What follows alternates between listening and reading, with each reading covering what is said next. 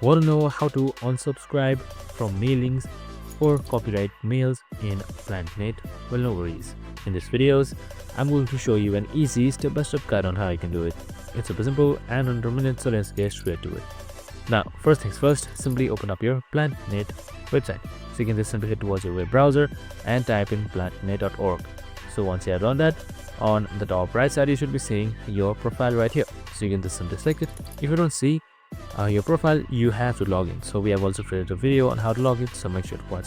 So simply select my account right here, and now you should be under your profile. Just simply scroll down until you are below last name. Here you should be seeing unsubscribe from mailing list. So you can just simply select right here, enable, and now select update right here, and now you should be good to go. And that's it. I hope this video helped. If it did, make sure to like, subscribe, and tune in with us for more of these videos. Have a good day and see you in the next one.